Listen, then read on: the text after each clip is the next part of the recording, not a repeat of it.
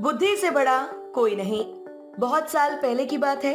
एक बहुत ही घने जंगल में एक बहुत ही विशालकाय हाथी रहता था। वह बहुत ही शक्तिशाली था। उसके आतंक के कारण वहां के छोटे छोटे जानवर जंगल छोड़ के भाग गए थे, क्योंकि उस हाथी के भारी पांव और दांतों के उपद्रव से उन छोटे जानवरों के घर बर्बाद हो जाते थे और कई तो उसके पैर के नीचे दब के मर जाते थे। इस कारण उस जंगल में अब छोटे जानवरों की कमी हो गई थी।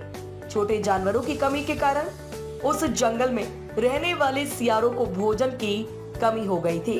उनकी हालत भुखमरी जैसी हो गई थी। इस समस्या से निपटने के लिए सियारों ने एक सभा बुलाई।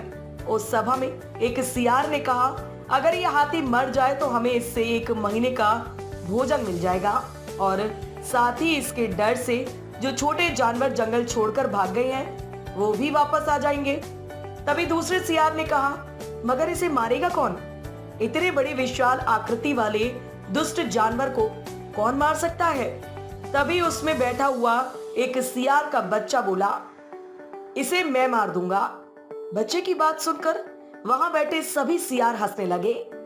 उनमें से एक सियार ने उस बच्चे से कहा, बेटा, यह खिलौने वाला हाथी नहीं है, यह जंगल के वास्तविक गजराज है। तुम उसे मारना तो छोड़ो, उसके पास भी नहीं जा सकते।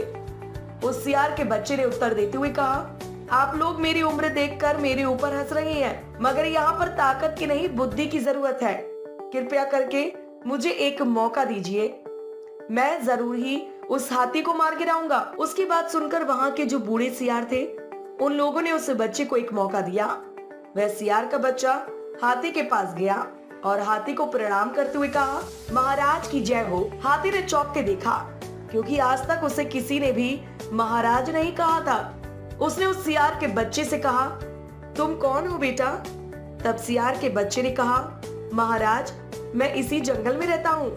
मुझे जंगल की चिंता हो रही है, क्योंकि इस जंगल में अब कोई भी राजा नहीं है। जंगल का राजा शेर भी बूढ़ा हो गया है। एक जंगल का राजा होने के नाते जो भी गुण होने चाहिए वह सारे गुण आप में है, इसलिए हम सारे जानवरों ने मिलकर आपको राजा बनाने का सोचा है। उन्होंने मुझे आपको बुलाने के लिए यहाँ भेजा है कि आप मेरे साथ चलिए और राज सिंहासन पर विराजमान हुई।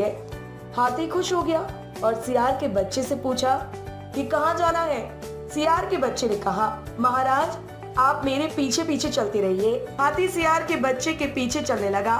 सियार का बेटा जानबूझकर हाथी को दलदल वाले रास्ते की तरफ ले गया। वह तो उस दलदल से पार हो गया, मगर हाथी उस दलदल में फंस गया।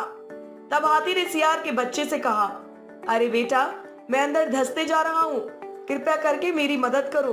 तब सियार का बच्चा हंसते हुए बोला, महाराज, सियार तो हमेशा से ही दुष्ट प्रजाति के होते हैं और आपने मेरे जैसे जानवर पर विश्वास किया, अब इसका परिणाम भी भोगिए। तभी वहां पर सियारों का झुंड आ गया और उस हाथी के ऊपर चढ़कर उसे जान से मार दिया। सीख, इस कहानी से हमें यह सीख मिलती है कि कभी भी दुष्ट लोगों पे भरोसा नहीं करना चाहिए।